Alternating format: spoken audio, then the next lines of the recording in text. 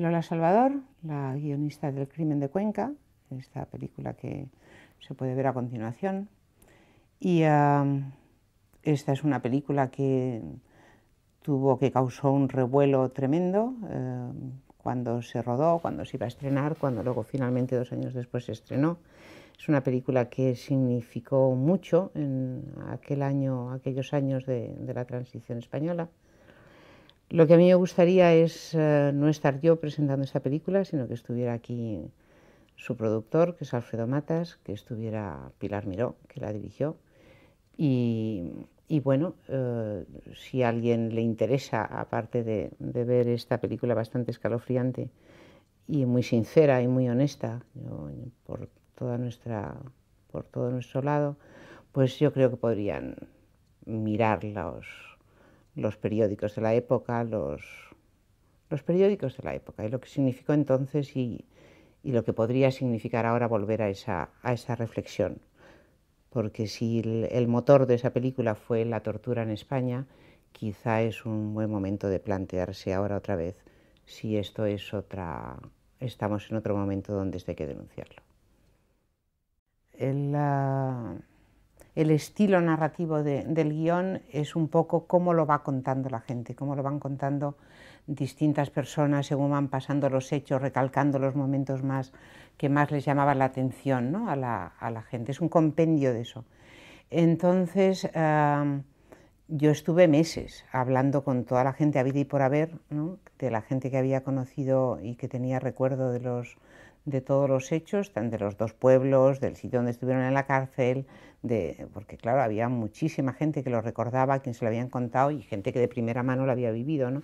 Mirad qué crimen más feo en la provincia de Cuenca. Cometieron 2 ladrones a eso de las 8:30. Se hizo una investigación durante 2 años, como muy intensa, ¿no? En los archivos del Tribunal Supremo sobre el caso de Grimaldos, de este pastor desaparecido. Y salió un guión que yo creo que en aquellos tiempos, recordando la que se armó luego, la única que sabía que se iba a armar era yo. Porque yo claramente la intención que tenía con esta peli era contar una peripecia, que era una peripecia en sí misma, una buenísima historia, ¿no? Porque condenar a 2 hombres por haber matado a uno, machacarlos, llevarlos a la cárcel, condenarlos a muerte, luego perdonar la condena a muerte, luego tenerlos en la cárcel no sé cuántos años, machacar a las familias, ser un horror, ¿no? Y que luego el supuesto muerto aparezca vivo 26 años después, pues ya es una buena historia que la compra a la primera de cambio cualquiera haciendo un pitch, ¿no? Pero yo sabía que la dinamita que tenía dentro esa película era esa denuncia sobre la tortura, sobre la inutilidad de la tortura, sobre la salvajada, la ignominia, el horror, el asco de la tortura, que uno de los personajes que nos contaban la historia, ¿no? La gente que había vivido, que había conocido a los actores de los hechos, pues la resumía de una forma muy estupenda y muy bárbara, que era diciendo, es que el castigo aturde mucho a la persona, ¿no? Usted cumpla con su deber. Eso es lo único que le pido, sargento. Que cumpla con su deber. Sí, señoría.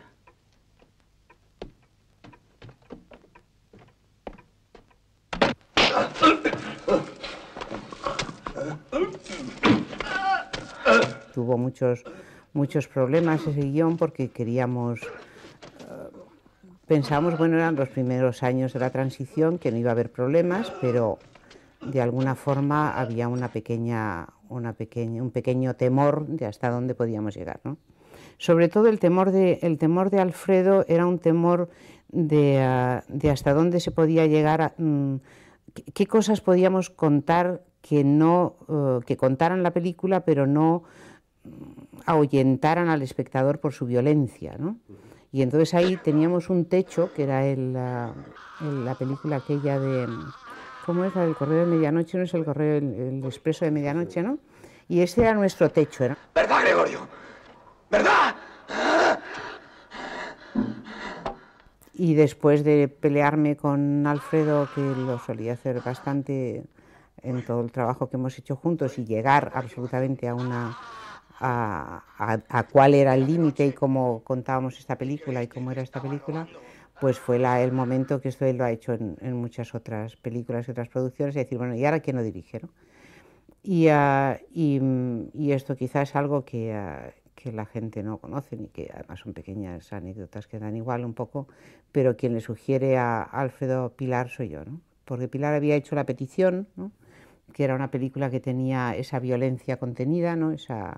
Una cosa muy interesante. Yo conocía a Pilar de televisión, aunque no nos llevábamos mal, pero la conocía muy bien. Y entonces, bueno, se le ofreció la película a Pilar, y Pilar dirigió una película quizá más de acuerdo en ese momento en cómo Alfredo veía la película, ¿no? De una forma muy con ese techo, ¿no? Con ese techo de violencia, y quizá yo hubiera pensado una película más arriesgada estéticamente, ¿no? Pero bueno, lo que sí creo es que es una película excelente, básicamente por lo que cuenta. Vamos, diga todo lo que sepa. Confíe en mí, León. Quizá yo pueda encontrarles algún atenuante.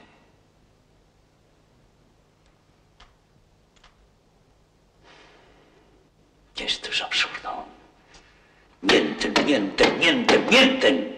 Había estos dos criterios, ¿no? de hacerlo con dos actores conocidos, dos caras muy conocidas, muy guapos, estupendos, buenos actores, y también la opción de hacerlo con actores menos conocidos, y tanto Pilar y Alfredo decidieron la segunda opción, ¿no? De actores no tan conocidos, pero para que la historia se acercara más a la realidad. Y entonces, pues después vieron a mucha gente, se habló de muchísima gente, pero decidieron finalmente que lo hiciera Daniel Vicenta y Ferrino, ¿no? Y luego pues el reparto también pues está Alterio, que hace el juez malo el Isasi malvado, y Fernando Rey, que hace el señor de Contreras, este cacique, ¿no? Ese es un mundo que en el guión tenía más presencia, ¿no? Que era la enemistad de los pueblos, ¿no? La España está dividida de la derecha y la izquierda, ¿no? Había una presencia en el guión de cómo influyen también las elecciones y la rivalidad de dos pueblos, que eso Pilar lo pasa un poco más por encima, ¿no? Y ella hace quizá un poco más hincapié en la relación de ellos dos, ¿no? Se basa un poco más en eso, trabaja un poco más eso.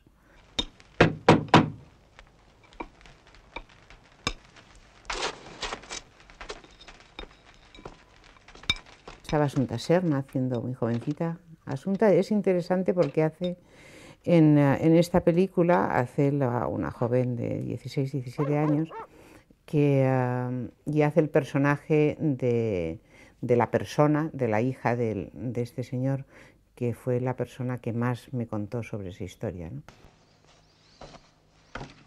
No sé de qué carta hablas. Tú has oído mal, Alejandra. Si no nos la da, se la va a pedir el juez, con que usted vea. Había una proyección para la familia de estos dos. Ahora mismo me voy a verle. Que habían venido, pues eso, de Cuenca, gente de Valencia, gente de distintos sitios, y estábamos muy asustados con la reacción de estos familiares, ¿no? Sobre todo de esta hija que había vivido los hechos cuando tenía 16, 17 años, ¿no? Y que tenía un recuerdo clarísimo de todo lo que habían machacado a su padre, de cómo había sido la vida con su padre los años después, ¿no? Como su padre no tenía uñas, no tenía no sé qué, que nos contaba unas cosas tremendas.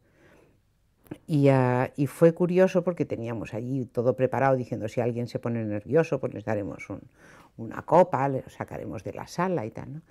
Y esta señora salió de la proyección y me dijo, te has quedado corta.